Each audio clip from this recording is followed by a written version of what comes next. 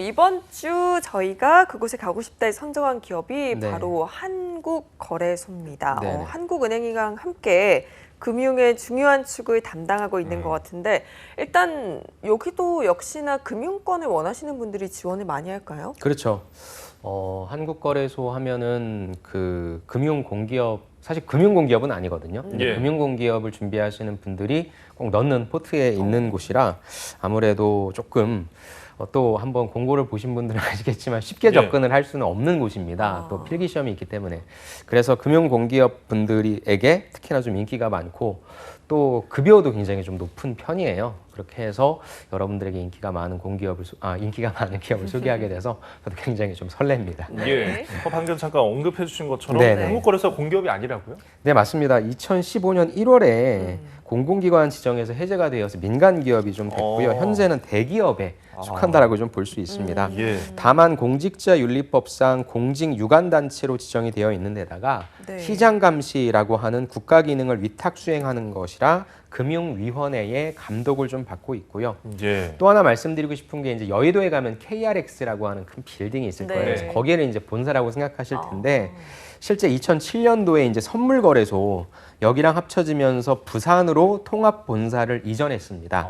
그래서 구 한국 선물거래소의 본사가 부산에 있었기 때문이고요. 그래서 부산에 있는 본사에서는 선물 옵션 거래를 담당하는 곳이고요. 네. 여러분들이 알고 계신 서울 여의도 사옥은 우리가 흔히 많이 하고 있는 주식과 채권 등의 현물 거래를 담당하는 곳이다라고 봐주시면 좋을 것 같습니다. 굉장히 의외의 사실들을 많이 알게 되는 것 같아요. 일단 공공기관이 아니라는 점 플러스 지금 본사도 부산에 있다고 하는데요. 앞서 잠시 언급하셨던 주식 하시는 분들이 굉장히 많아서 한국거래소에 대한 이야기는 다들 들어보셨을 것 같아요. 하지만 한국거래소 어떤 기업인지 한번 소개 들어볼게요. 네, 한국거래소의 CEO 메시지를 같이 좀 보시면서 주식 투자를 하시는 분들이라면 뭐 당연히 아시겠지만 같이 한번 살펴보도록 하겠습니다. 네. 한국거래소는 1956년에 자본시장의 문을 연 한국거래소고요. 기업에게는 무엇을 주냐면 성장 자금을 주겠죠. 그다음에 국민에게는 이게 좀 재밌더라고요. 재산 증식의 기회를 제공한다. 대놓고 당신 좀 배불리 먹여 살리겠다라고 하는 걸 바탕으로 해서 국민과 기업 모두에게 국가 경제 발전의 기회에 왔다라고 하는 거고요. 네. 앞으로도 한국거래소는 4차 산업혁명 시대를 선도할 미래 성장 동력 육성해서 뭐 요즘에 많이 나오고 있을 겁니다. 예. 또한 이제 주가지수 3,000포인트죠. 요거 시대 개막을 위해서 최선의 노력을 다하겠습니다라고 말씀해 주셨고요. 또한 투자자를 보호한다라고 하는 측면, 투자 저변을 확충한다라고 하는 측면, 그다음에 시장 본연의 역할을 충실히 수행하고 인프라를 선진화해서 활력 있고 믿음직한 자본시장을 만들어 나가겠다라는 메시지니까 여러분들이 들어가셔서 하실 일이 요거겠죠. 그다음 마지막 문단에 있는 요 세 줄일 텐데 어떤 부분에 있어서 여러분들이 좀 기여할 수 있을지 그 부분을 조금 고민해 주시는 게 좋을 것 같습니다. 예. 근데 사실 지금 주식이 3,000선을 넘었잖아요. 그렇죠. 3,300선을 이제 네, 바라보고 맞습니다. 있는데 CEO 메시지가 이제 바뀌어야 될 것 같아요. 이게 20세기에 작성된 느낌이거든요. 재산 증식도 그렇고요. 네. 자, 한국거래소 어떤 임무를 부여받고 또 사업을 어떤 것을 하고 있는지도 살펴봐야겠죠. 재산 증식을 안 되셨나 봐요. 배부르지가 않습니다. 예. 네, 알겠습니다. 그럼 같이 한번 기업 개요에 대해서 살펴보도록 하겠습니다. 허가 근거는 관련 법령이 자본시장과 투자업에 관한 법률 제7편이고요. 설립 목적을 보시면 아까 말씀드린 것처럼 증권 및 장내 파생상품, 공정한 가격 형성 이게 중요하겠죠. 그 밖에 매매라든지 그 밖에 거래의 안정성, 효율성을 도모하기 위해서 사실 4개 기관이 통합된 것입니다. 네. 증권거래소, 아까 말씀드렸던 부산에 있는 선물거래소, 또 여러분들 잘 아시는 코스닥위원회, 코스닥 증권시장 등 4개 기관이 통합되어 설립되어 있고 영어 약자가 KRX잖아요. 네. 혹시 두 분이 KRX가 어떤 준말인지 아시겠습니까? K는 당연히 코리아겠죠. 코리아겠고요. 예. 네. 익스체인지? 익스체인지. 오, 맞습니다. 기엔 익스체인지. 네, 코리아 익스체인지라고 해서 네. KRX가 바로 한국 거래소 코리아 익스체인지입니다. 네. 주요 기능 및 역할을 보시면 유가증권, 코스닥, 코넥스 파생상품 시장의 개설, 운영에 관한 업무 하고요. 예. 또 제일 중요한 거죠. 매매에 관한 업무 등 처리하고 그다음에 같은 현물 시장의 개설 및 운영에 관한 업무 등 아무튼 여러분들의 재산 증식을 위해 다양한 예. 금융 파생 상품들을 운영하는 곳이고 또 관리 감독하는 곳이다라고 봐주시면 좋을 것 같습니다. 네. 그런데 여기 위에 표를 보니까 상장 업무도 하고 있다라고 적혀 있거든요. 이게 상장을 앞둔 기업의 공모주 청약 열풍이 요즘 굉장히 그렇죠. 거센 것 같던데 이 상장이라고 보면 될까요? 네, 금요일 날에 아마 여러분들이 아주 핫한 그쵸. 카카오 아, 예. 뱅크에서 뭐 말이 많았지만 네. 결국에는 상한가를 갔죠. 뭐 지금은 제가 어떤지 모르겠는데 이 네. 상장이라고 하는 것이 무엇이냐면 한국거래소가 어떤 요건을 정하겠죠. 이런 요건이 있으면 주식시장에 상장할 수 있다라고 하는 게 있을 겁니다.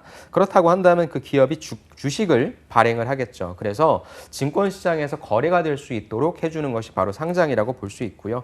주권을 상장한다는 것은 어디까지나 당의 주권이 증권 시장을 통해서 자유롭게 거래될 수 있도록 허용받는 것을 의미한다라고 하고요. 네. 따라서 거래소는 원활한 유동성을 유지할 수 있도록, 즉 왔다 갔다 매매가 원활하게 될 수 있도록 유지할 수 있어야 되고요. 그다음에 제일 중요한 게 공정한 가격이죠. 여러분들 보셔서 아시겠지만 크래프톤이라고 하는 게임 회사에 네. 주가가 너무 좀 높은 거 아니냐라고 해서 다시 주가를 산정하라고 했습니다. 그런 것처럼 또 카카오뱅크 같은 경우에도 너무 비싼 거 아니냐. 사실 시중은행 시총보다 더 비쌉니다. 야, 이게 좀 맞는지는 모르겠어요. 미래 가치를 엄청나게 반영했는데 이렇게 누구나가 좀 납득할 수 있는 공정한 가격을 형성할 수 있도록 매매 거래 대상인 주권에 대해서 일정한 기준에 따라 심사하고 기업의 자금 조달, 기업 입장에서는 뭐 자금 조달해야 되니까 이 측면이 강할 예. 거고 또 우리들도 괜히 비싸게 들어갔는데 소위 물려버리면 큰일 나지 않습니까? 그렇죠. 그래서 그렇죠. 투자자의 보호를 도모한다라고 하는 부분이 상장의 개념이라고 보시면 좋을 것 같습니다. 예. 그럼 이 상장 과정에서 한국거래소가 실질적으로 어떤 역할을 하는지 좀 구체적인 사례가 있을까요? 또 하나의 핫한 사례가 있어서 제가 좀 가지고 와봤습니다. 네. 뭐 이게 예. 제가 맞다 틀리다를 논하는 건 아니고요. 네. 최근에 그 쿠팡이 그 미국 시장에 상장을 아, 그쵸. 했잖아요. 그래서 이제 쿠팡이 상장하다 보니까 좀 비슷한 계열에 있는 마켓컬리라고 하는 새벽 배송하는 업체죠. 마켓컬리가 미국 시장에 똑같이 나스닥 시장에 상장하는 거 아니냐. 라고 해서 했는데 다시 요즘에 기사가 나오는 게 보면 한국거래소에 상장을 하겠다라고 했어요. 예. 그렇다고 한다면 아까 제가 앞단에 말씀드린 것처럼 자격 요건이 있단 말이죠. 네. 보통 이 자격 요건이 뭐 영업이익이라든지 이런 기준인데 이게 살짝 바뀌었습니다. 어떤 내용이냐면 마켓컬리가 업계 예상과 달리 국내 상장을 선택했는데 한국거래소가 바로 국내 유니콘 기업 이거는 그 스타트업 중에서 그 자산 가치, 기업 가치가 1조 원 이상을 넘는 걸 유니콘이라고 하는데 네. 유니콘 기업에 대한 상장 문턱을 낮춘 게 주요했다라고 합니다. 뭐 쿠팡이 미국 시장에 상장한 것도 영향을 줬겠죠. 예. 그래서 그 이유를 보니까 유가증권 시장에서 이전과는 다르게 시가총액이 1조 원이 된다라고 네. 한다면 너 지금 당장의 영업 실적은 마이너스 나도 돼. 그런데 앞으로 네가 미래에 성장 가능성이 있기 때문에 심사 가능하다라고 하는 거예요. 그래서 거래소는 영업의 성장성 항목을 신설해서 5에서 6년 내 예상 매출과 예상 손익과 예상 현금 흐름을 기반으로 심사하게 된다.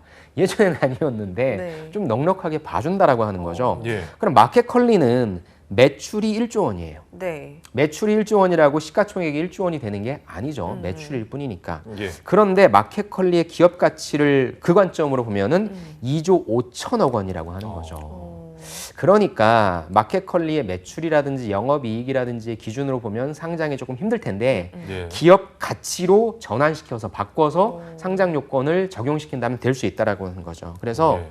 마켓컬리 같은 경우에는 매출은 빠르게 확대되고 있는데 규모의 경제 달성 한마디로 수직 기여라라고 하는 거죠. 즉 많이 팔면 팔수록 이 이익이 증가돼야 되는데 아직 규모의 경제 달성이 되지 않았기 때문에 지금은 매출은 늘지만 마이너스가 많이 나고 있거든요. 그러니까 혹시나 5에서 6년 내 되면은 이제 매출이 늘어나는 만큼 영업이익도 올라가지 않을까. 그걸 이제 봐준다는 거죠. 그래서 저는 이런 것처럼 지금 한국거래소가 또 여러분들이 내일 아마 진행하실 거예요. 마지막 항목에 한국거래소에서 그 대표님께서 자본시장 혁신 성장을 위한 핵심 추진 방향을 발표하셨어요. 네. 거기에 보시면 1번에 대한민국의 미래 성장을 책임질 유망 혁신 기업 육성이라고 하는 내용이 있고 그 내용 중에 바로 요 마켓컬리에 관련된 내용이 조금 적용돼 있습니다. 그래서 저는 여러분들이 들어가셔서 하실 게 기존에 있는 어떤 시스템을 운영하신다는 측면도 있지만 최근에 나왔던 이 자본시장 혁신 성장을 위한 핵심 추진 방향, 이게 앞으로 KRX가 나가고자 하는 방향일 거고, 그에 따라 마켓컬리 같은 이런 기업들이 이제 수혜를 받는 거죠. 네. 예전과 같은 똑같은 잣대로 기업의 상장 요건을 심사하는 게 아니라 계속 뭔가 변화하고 있잖아요. 그런 관점에서 KRX가 어떤 움직임을 하고 있는지 여러분들이 살펴봐 주시는 것도 좋을 것 같습니다. 예. 저는 왠지 모르겠지만 오늘 약간 금융 수업 듣는 아, 느낌이고 그렇죠. 굉장히 흥미로운 느낌이에요. 타이틀을 좀 바꿔볼까요? 안정형의 돈이 보인다. 괜찮은 것 같아요, 저희. 저 지금 잡아라가- 질문할 것도 아, 많아요. 돈을 잡아란가요? 네. 돈을 더 꽉 잡아라. 네, 괜찮은 것 같습니다. 재산을 증식하자. 네. 예, 지금 보면은 한국거래소가 뭐 코스피, 코스닥, 뭐 파생 상품 이렇게 담당하는 게 참 많기 때문에 네네. 조직 구성이 굉장히 복잡할 것 같거든요. 어떨까요? 조직 구성은 좀 심플하더라고요. 사업본부를 보니까 일단 뭐 그 현업을 지탱하는 경영지원본부 있고요. 유가증권시장, 코스닥시장, 파생상품시장, 그다음에 시장감시위원회, 청산결제본부, 증권파생상품연구센터, 감사위원회 등 뭐 굉장히 좀 심플한 조직으로 구성되어 있다고 보실 수 있을 것 같습니다. 예. 그럼 이렇게 심플한 사업본부 각자 어떤 업무를 하는지도 궁금한데요. 일단 경영지원본부를 볼게요. 여기는 보니까 거래소의 경영 전략 및 장기 비전을 수립해서 발전 방향을 설정 추진하고 있다라고 했고, 아까 말씀드렸던 핵심 추진 방향 이런 것들이 이제 같이 설계하는 쪽이 될 것 같고요.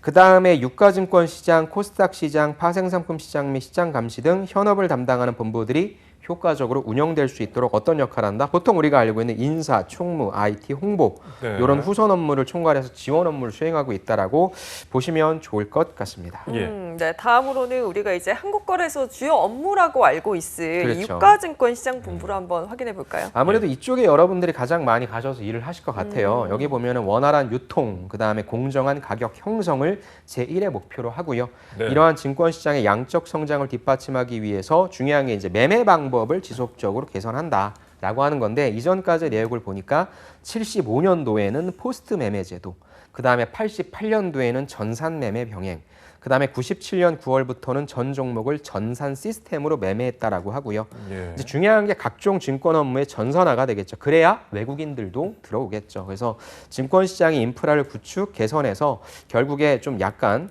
옛날 말이긴 하지만 여의도가 한국의 월스트리트로 발전할 수 있도록 한다는 거고요. 잠깐 같이 조직도를 좀 보실까요? 예. 여러분들이 이 유가증권시장본부는 워낙에 좀 많은 곳들이 있어서 어느 쪽에 좀 관심이 있는지 하나 좀 여러분 타겟팅 하시는 게 좋을 것 같아요. 그게 아마 자기소개서 쓰실 때도 유리하실 테니까. 그래서 주식시장, 채권시장, 증권상품, 상장, 공시, 기업지원부가 있는데, 아무래도 제 생각에는 주식시장, 그다음에 증권상품시장부 이쪽이 좀 제일 많을 것 같습니다. 네. 그래서 여러분들이 평소에 관심 있으셨던 곳을 타겟팅 하셔서 지원하시는 전략이 좀 현명한 전략이 아닐까 싶습니다. 예. 근데 또 유가증권 시장만큼 중요한 게 또 코스닥이잖아요. 그렇죠. 코스닥 같은 경우에는 이제 IT라고 하죠. 신성장 산업을 중심으로 하는 종합 증권 시장이고요. 코스닥 시장이 나오게 된 배경이 1990년 말에 이제 외환위기 IMF를 극복하고 IT 강국 코리아의 신화를 이룩하는 데 지대한 공헌을 한 지식 성장 산업의 산실이라고 볼 수 있고요.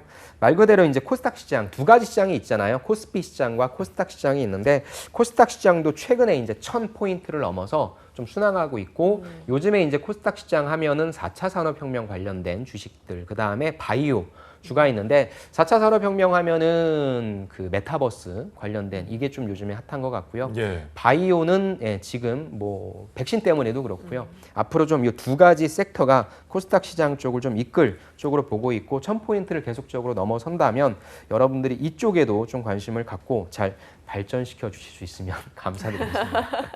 예. 네, 뭔가 간절함이 들어간 것 네. 같은데 한국거래소의 주요 사업본부 이렇게 한번 살펴봤습니다. 그렇다면 한국거래소에서 어떤 인재를 원하는지 우리가 인재상도 확인해 봐야 할 것 같아요. 네, 인재상은 네 가지입니다. 첫 번째가 이제 리폼에서 혁신이고요. 두 번째가 엑스퍼트에서 전문이고요. 세 번째가 얼라이언스에서 협력이고요. 네 번째가 트러스트에서 신뢰입니다. 그렇게 해서 행동 규범까지 좀 같이 한번 보실게요. 재밌는 게 핵심 가치에 이제 요구되는 행동과 기대되는 결과가 있는데, 혁신이라고 하는 부분이 이제 변화를 두려워하지 않고 능동적으로 대처한다. 이게 아무래도 그 금융 환경이 계속적으로 좀 변화하고 있지 않습니까? 네. 그런 데 있어서 이제 여러분들이 얼마나 혁신하고 있는지에 대한 부분. 그래서 저는 뭐 나올지 안 나올지 100% 제가 단언할 수 없지만 요즘에 가장 많이 물어보는 게 여러분들의 창의적인 경험에 대해서 많이 물어보니까 네. 하나 정도는 좀 준비하시면 좋겠고요. 두 번째는 엑스퍼트 전문이죠. 이쪽은 아까 제가 초반부에 말씀드렸지만 아무나 지원하지는 못할 네. 것 같습니다. 그래서 예. 필기단에서 이 부분 좀 체크할 것 같고요. 그다음에 얼라이언스 협력이죠. 서로 협력하여 지식과 정보를 공유한다라고 하는 차원. 대내적인 협력과 수많은 이제 이 주식시장에 상장하려고 하는 그런 기관들과의 어떤 미팅이라든지 이런 부분들이 있을 테니까 대내 대외적으로 협력할 수 있다는 거 보여주시는 게 중요할 것 같고 제일 중요한 게 신뢰죠. 사실 주식 상장 폐지되는 것도 많지 않습니까? 네. 예. 뭐 작전 세력에 들어가서 장난치는 것도 맞지 않습니까? 그래서 그런 부분들에 있어서 이제 우리 국민들의 재산 증식을 위해서 많은 시장 참여자들을 유도하기 위해서 필요한 건 신뢰라고 생각합니다. 그래서 네. 여러분들이 정의 내리는 신뢰와 여기서 요구되는 행동에 있어의 신뢰를 한번 비교해 보시고 관련된 내용은 무엇이 있을까 한번 고민해 보시는 것도 좋을 것 같습니다. 예. 자, 이거 거의 이제 공공기관이었다 이제 민간으로 전환돼서 그런지 조금 공공기관의 그 인재상이 그런가요? 보이는 것 같아요. 신나죠. 예. 자, 어떤 분야에서 채용을 진행 중인지 그것도 지금 이제 궁금하거든요. 네. 여러분들이 가장 관심 있으실 사항인데요. 네. 보니까 일반직 43명 내외를 뽑는다라고 했고요. 보면은 제가 한 10년치를 쭉 그 조사를 해보니까 한 네. 50명, 40명에서 50명 정도를 항상 꾸준히 뽑아왔더라고요.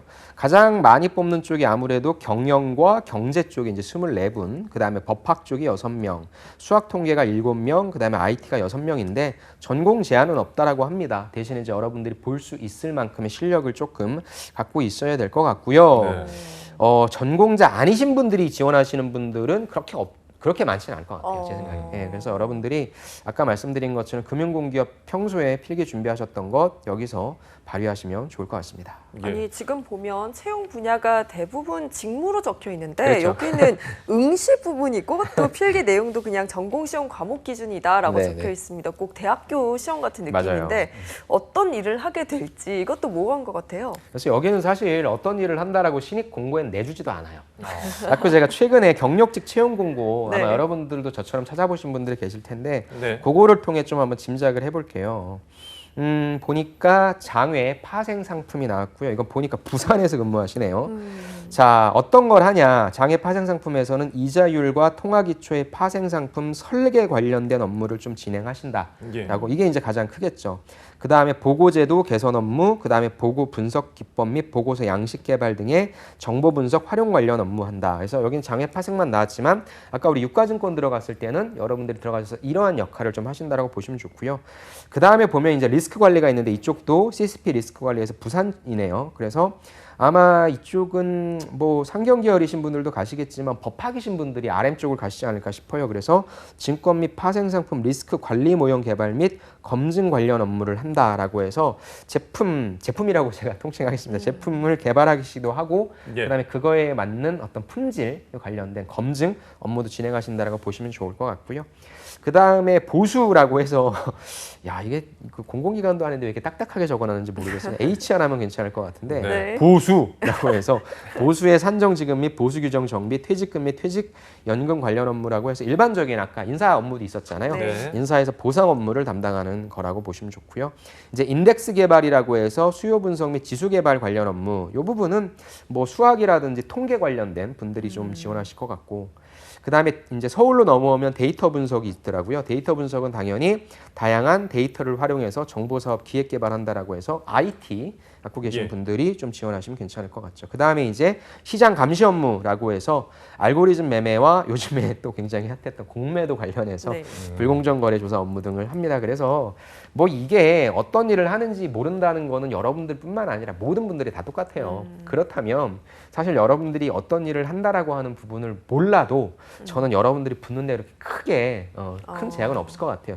들어가셔서 어차피 또 여기는 순환보직입니다. 아. 이런저런 네. 일들을 하시니까 여러분들의 기초 체력이 중요한 그러한 역량이라고 그러한 단계가 중요할 거라고 생각해요. 그래서 예. 너무 어떤 직무를 하는지 모르니까 접근을 하기 힘들다라는 게 아니라 그냥 아까 말씀드렸잖아요. 여러분들이 가시고자 하는 쪽에 있어서 어떤 일을 좀 하는 것 같다라고 하는 그러한 정보를 가지고 내가 어떤 것들을 준비했고 그리고 앞으로 KRX가 어떤 방향으로 나아가고자 하는 방향에서 여러분들이 이야기를 구성하시면 되니까 저는 그런 관점에서 여러분들의 전공, 필기에 가장 신경을 써주시는 게 좋을 것 같습니다. 예, 전공과 필기를 중점적으로 준비를 해야겠고요. 지원 자격과 전형 절차도 한번 짚어주시죠. 지원 자격은 학력과 연령 제한이 없는 블라인드 채용이기 때문에 공공기관의 블라인드 채용을 준용한다고 보시면 좋고요. 예, 전형 절차도 심플합니다. 서류 전형, 필기 전형, 1, 2차 면접, 그다음에 신체 검사, 신원 조회한 다음에 최종 합격자 발표로 일반적인 기업들과 동일하다고 보시면 좋을 것 같습니다. 네. 그럼 이제는 이 각 전형을 어떻게 준비하는 게 가장 효율적일지 이 부분도 한번 확인해 볼게요. 준비하면 효율적인지 질문을 하셔가지고 제가 좀 당황을 했는데 최대한 효율적으로 준비할 수 있도록 제가 좀 팁을 드려보도록 하겠습니다. 네, 첫 번째 채용 공고 접수 효율적으로 하려면 여러분들 접수 기간 마감 기한 이틀 전에는 지원해 주시는 게 좋을 것 같고요. 예. 서류 전형을 보니까 18배수 내외 선발입니다. 이게 좀 많이 뽑으면 많이 뽑는다고 볼 수 있고요. 그 다음에 적으면 좀 적다고 볼 수 있는데 저는 이런 곳은 허수가 좀 적다고 생각해요. 네. 그래서 일단 여러분들이 그 지원하시는 그 자기소개서 쓰는 플랫폼에 보시면 몇 명 지원했는지 있잖아요. 그럼 어찌됐건 내가 분야라고 하는 부분에 있어서 특히나 이제 상경이신 분들이 조금 고민을 하시겠죠. 그럼 경영이냐 경제일 거냐라는 고민을 하실 텐데 가급적이면은 경쟁률이 조금 낮은 곳으로 보시는 게 상대평가일 테니까 예. 그쪽이 좀 괜찮지 않을까 싶고요. 그 다음에 여기 보면은 어학 성적 충족 여부 평가가 있는데 올해 꼭 들어가셔야 되는 게 이 기준 점수 미충족 시에도 지원이 가능한데 내년부터는 이 점수를 본다고 합니다. 그래서 여러분들 중에 영어 점수가 좀 안 나온다라고 네. 하시는 분은 올해는 괜찮은데 내년부터는 영어를 본다고 하니까 올해 네. 꼭 들어가셔야 됩니다. 그럼 어디서 제일 많이 떨어뜨리냐? 필기겠죠. 필기에서 3배수 내외를 선발합니다. 필기 시험은 전공 시험과 일반 논술로 이루어지고 있고요. 그 다음에 인적성 검사를 같이 치르는데 그럼 필기를 어떤 걸 보냐? 이게 좀 중요하겠죠. 그 응시 과목을 같이 좀 보시면 예. 경영학이신 분들은 뭐 재무관리, 투자, 회계. 근데 회계에서도 고급 회계를 제외했기 때문에 일반적으로 여러분들이 준비하셨던 거 그대로 가시면 되고요. 경제도 미시경제, 거시경제, 국제경제, 화폐금융론이고요. 법학도 민법, 상법, 행정법, 수학, 미적분학, 선형대수학, 확률론. 듣기만 해도 막 골치가 아프네요. 예, 대수학이 나왔어요. 저는 미적분을 정말로 못했던 것 같아요. 아, 네. 그러신가요? 네, 못했어요. 다음에 통계학, 기초통계, 수리통계, 회계분석, IT 있기 때문에 사실 필기 전형에 있어서의 어려운 과목이다라고 하는 부분은 없습니다. 네. 그렇다고 한다면은 일반 논술 배점 50점에 있어서의 일반 논술 어느 쪽에서 여러분들이 좀 강점이 있는지 그럼 내가 어느 쪽을 조금 더 주어진 시간 동안 보완할 건지에 대한 전략이 좀 필요할 것 같습니다. 그래서 보니까 전공시험 같은 경우에는 객관식만 나오냐 그건 아닙니다. 약술과 서술형 등 혼합 출제도 한다라고 했고요. 네.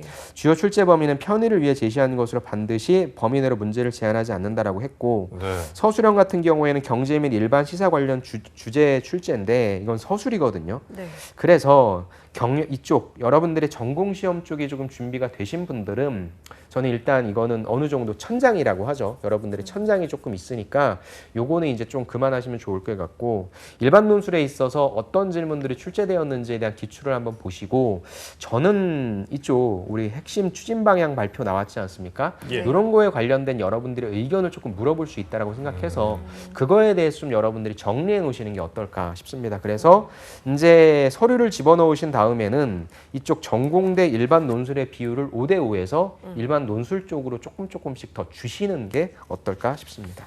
예. 홈페이지에 있는 어떤 추진 방향을 눈여겨보셔야 할 것 같습니다. 논술을 잘 준비해야 된다는 언급까지 해주셨고요. 자, 한국거래소, 그 다음에 이제 면접을 치게 되잖아요. 네. 어떻게 이루어지게 되나요? 면접은 굉장히 좀 심플합니다. 1차 면접 같은 경우에 1.5배수 내외를 선발하는데요. 면접이 크게 이제 AI 영상 면접이 있고요. 인성 면접이 있고요. 직무 역량 면접이 있는데 AI 영상 면접은 친절하게 괄호해 놓고 참고 자료로 활용한다라고 했습니다. 네. AI 영상 면접은 제가 늘 말씀드리지만 이건 면접이 아니에요. 여러분들이 갖고 있는 자질이라고 할까요? 여러분들의 성향이라고 할까요? 여러분들의 스타일이라고 할까요? 그런 부분들을 체크하는 거라 사실상 면접 질문들이 좀 여러분들을 당혹시키는 그런 질문도 많이 나오는데 답변도 물론 중요하지만 AI는 항상 여러분들이 하려고 하는 태도, 모르더라도 해보고 싶다, 어려운 질문 나오더라도 할 수 있습니다라고 두 눈을 부릅뜨고 연기를 좀 해주시는 게 필요합니다.